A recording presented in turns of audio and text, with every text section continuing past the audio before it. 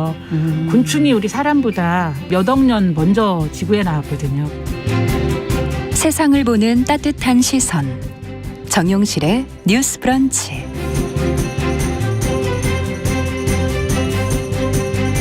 네, 정용실의 뉴스 브런치 듣고 계신 지금 시각 11시 37분입니다.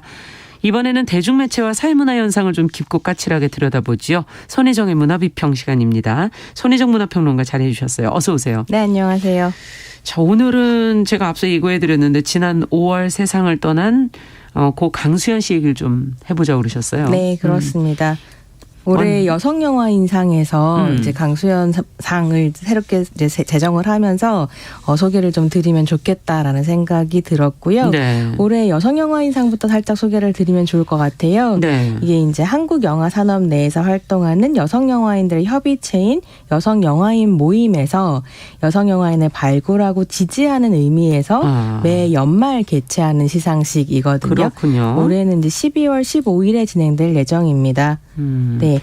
올해 수상자들이 발표가 됐는데요. 어떤 분들이 됐을까요? 보통 이 행사 같은 경우에는 올해 여성 영화인상, 감독상, 배우상 등 11개 부분에서 시상을 하거든요. 꽤 크네요. 네. 네. 그래서 이제 올해 여성 영화인상에는 영화 오마주를 연출한 신수원 감독이 이름을 올렸고요. 그렇군요. 오마주가 한국의 두 번째 여성 감독인 홍은원 감독에 대한 이야기를 다루고 있다 보니 더 의미가 있었던 것 같습니다.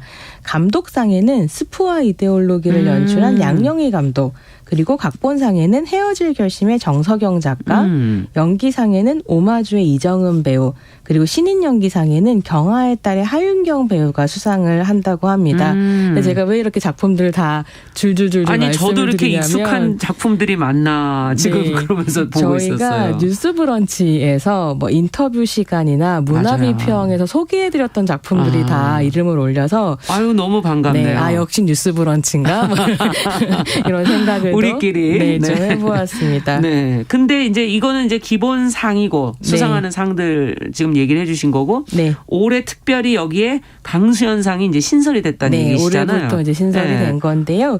여성영화인 모임에서는 올해부터 강수연상을 제정해서 대한민국의 영원한 배우이자 위대한 영화인이었던 강수연 배우를 기리고자 한다라고 밝혔습니다.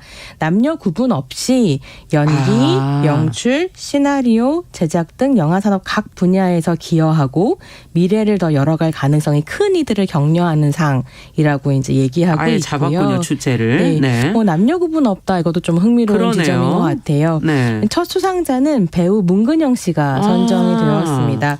문근영 배우 같은 경우는 잘 아시는 것처럼 강수연 선생님과 마찬가지로 아역 배우 출신이고요. 네. 장하옥년, 어린 신부 등에서 이제 정말로 근사한 연기를 선보이면서 설명이 없을 정도로 큰 사랑을 받았었고, 그랬죠. 영화, TV, 연극 등 이제 분야를 확장해가면서 활동을 해왔고요. 2017년에 급성구획증후군이라는 병을 이제 진단받으면서 수차례 수술을 받는 투병 생활을 하기도 했거든요. 그랬군요. 이제 건강하게 잘 회복해서 복귀를 한 상황이고, 2021년에는 꿈의 와조, 현재 진행형 등 단편 영화를 또 연출을 했어요. 이제 활동 그래요? 영역을 연출로까지. 네. 그러다 보니까 어쩌면 1회 강수연상에 가장 걸맞는 그러네요. 배우 아니었나, 여성 영화인 아니었나 이런 생각이 듭니다. 앞으로도 또 어떤 배우나 어떤 영화인들이 상을 받게 될지 한번 또 기대가 되고요. 그렇습니다. 자, 근데 이제 이 상을 계기로 해서 저희가 강수연이라는 배우에 대해서 오늘 좀 얘기를 해보자고 그러셨잖아요. 네. 네. 사망 직후에 사실 우리가 좀 조명을 했었어야 되는데 시기를 좀 놓쳤고. 네, 아쉬웠었습니다. 네. 한번 그 강수연이라는 배우는 어떤 배우였을까요? 한번 정리를 해주신다면. 진행자께서는 강수연 하면 어떤 영화가 제일 먼저 떠오르세요? 아무래도 상을 받은 시바지, 그다음에 머리를 깎은 아재 아무래도 그렇죠. 그러니까 강수연 배우 하면 역시 한국의 최초의 월드스타로 기억이 되는데요. 맞아요. 그를 월드스타로 만들어준 작품들이 지금 언급하신 87년의 시바지하고 89년의 아재 바라아재입니다. 이게 이렇게 오래됐군요. 네, 꽤 오래된 작품들인데 여전히 굉장히 생생하게 다가오고요. 강수연 배우가 시바지로 베니스 국제영화 영화제하고 맞아요. 낭뜨 3대륙 영화제에서 여우주연상을 수상한 다음에 또 아제아제 바라아제로 모스크바 국제영화제에서 여우주연상을 받으면서 이제 한국 영화의 위상을 높였고 월드스타라는 이름을 받게 되는 그렇죠. 거죠. 네. 근데 이게 좀 재미있는 건 강수연 배우가 1966년생이세요. 참 아깝다 이런 생각이 들기도 너무 젊은 하는데 나이에. 이렇게 이제 이름을 알리기 시작한 때가 21살 뭐 이 정도였던 거거든요. 그랬군요. 근데 더 놀라운 건 뭐냐면 이때가 이미 데뷔 18년 차였습니다. 그러니까 데뷔를 아역 배우였는데 네, 69년에 4살의 나이로 4살에 네, TBC 동양방송이죠. 전속 아역 배우로 데뷔를 했고요. 뭐 슬픔은 이제 그만, 비둘기의 합창 같은 영화에 주연으로 출연을 했었습니다. 근데 제 기억에 남아있는 강수연은 누구냐면 1983년에 KBS 청소년 드라마 고교생 일기의 주인공으로 그걸 나왔었거든요. 기억하세요. 네. 그래서 왜냐하면 그때 제가 초등학생, 당시 국민학교인데 이렇게 책받침에 사진 코팅해가지고 맞아요. 갖고 다니고 이랬었는데 그때 이제 하이틴 스타로 강수연부터 시작해서 뭐 채시라, 하이라 이런 배우들이 등장을 맞네요. 하잖아요. 그 이제 드라마에서 손창민 배우와 함께 출연을 하면서 너무 생생히 저는 기억나네. 네, 그야말로 하이틴 스타의 이름을 올렸고요. 20대가 되면서 이제 성인 배우로 이미지 변신을 하기 위해 노력하던 중에 만났던 작품이 87년의 시바지였습니다.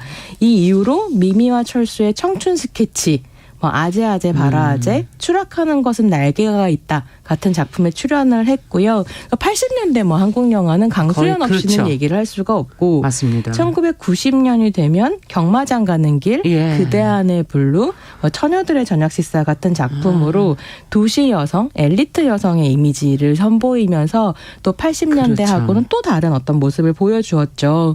그리고 2001년이 되면 SBS 드라마 여인천국 그것도 기억이 생생하네요. 네, 정난정 역을 네. 이제 연기하면서 그 SBS 연기대상을 수상했습니다. 그러니까 뭐 배우로서는 사실은 거의 뭐 최정점에 늘 있었던 배우였다고 할 수 있고, 근데 이제 강수연 배우 같은 경우는 연기뿐만이 아니라 영화계의 다양한 활동을 함께 했는데요. 그렇군요. 스크린쿼터 수호천사단을 맡았었고요. 2015년부터 2017년까지는 부산국제영화제 집행위원장도 네. 역임을 했습니다.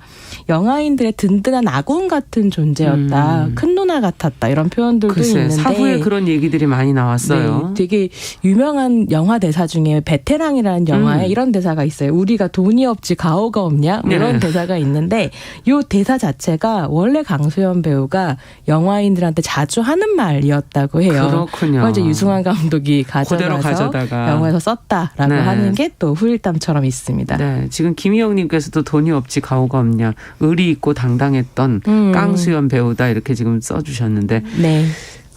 그 중에서도 이제 앞서 얘기해 주신 그 대표작이라고 할 수 있는 이제 월드스타로 가는 네. 시바지라는 작품.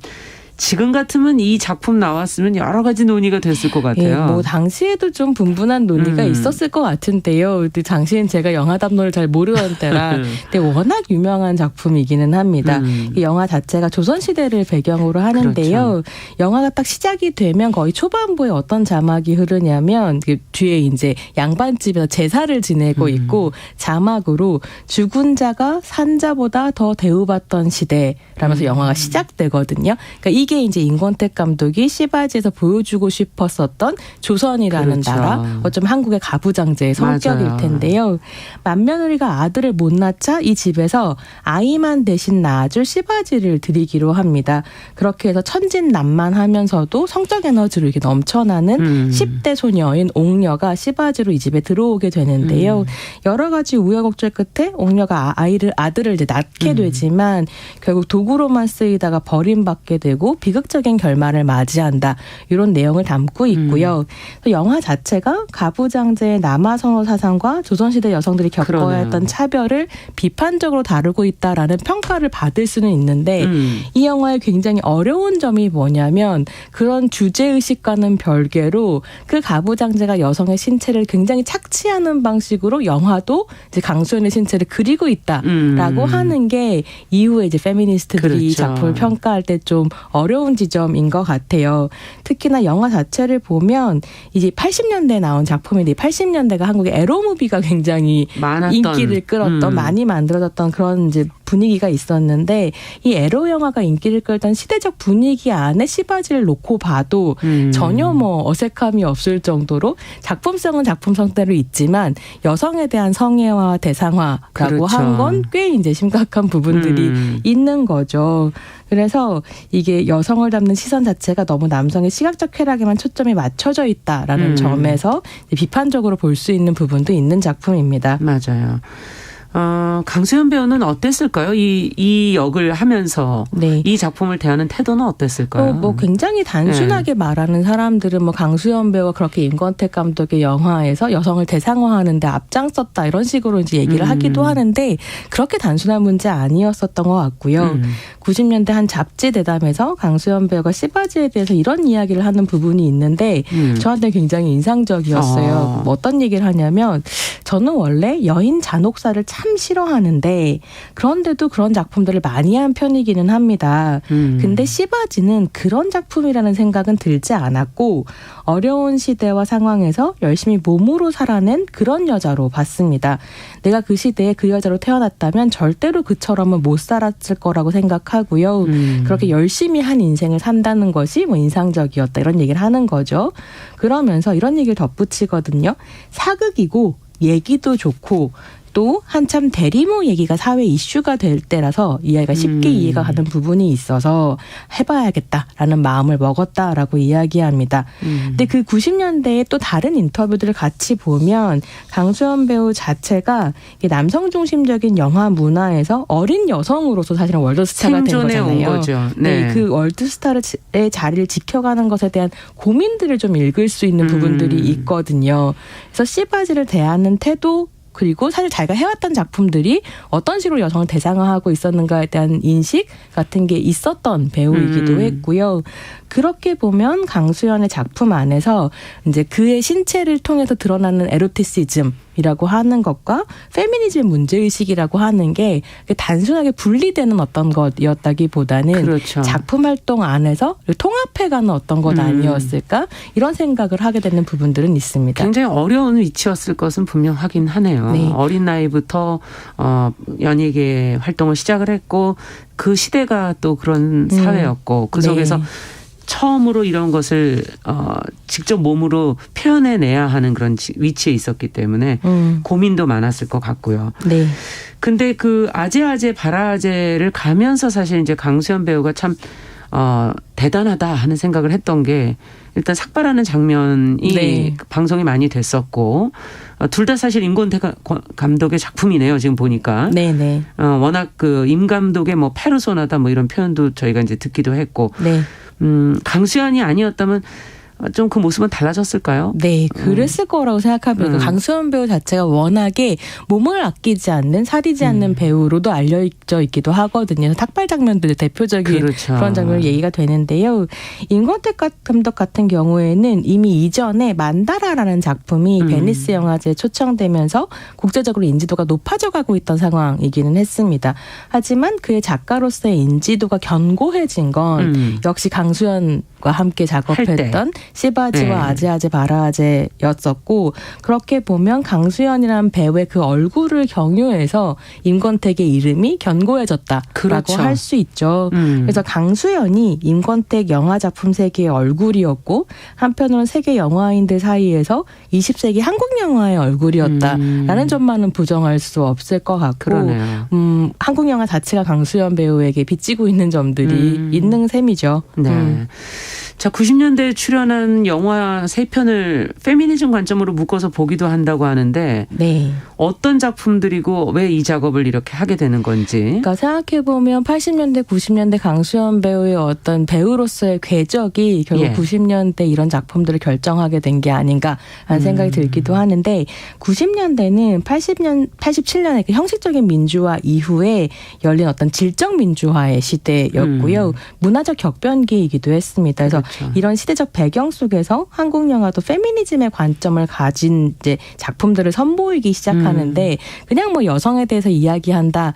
정도가 아니라 이 영화는 페미니즘 영화야라고 표방하는 작품들이 등장을 하기도 하거든요. 근데 그때 대표적인 작품이 이현승의 그대 안의 블루, 기억이 나네요. 오병철의 무쏘의 뿔처럼 혼자서 가라, 그리고 임상수의 처녀들의 저녁 식사입니다. 그건 제작자도 감독도 이게 페미니즘 영화라는 걸 부정하지 않는 네. 그런 작품들이었는데 이 작품 3편에 전부 다 강수연 배우가 주연으로 출연하거든요.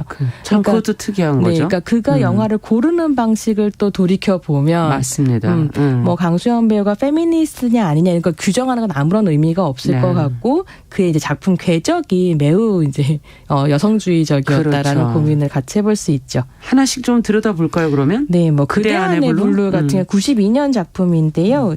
쇼윈도우 디스플레이 디자이너인 유림 을 연기를 하는데 이제 90년대 소비 문화를 굉장히 잘 보여주는 어떤 작품이었다고 볼 수 있겠고 이 영화에서 제일 유명한 장면은 뭐냐면 영화 시작에 이제 결혼식으로 시작하는데요. 네.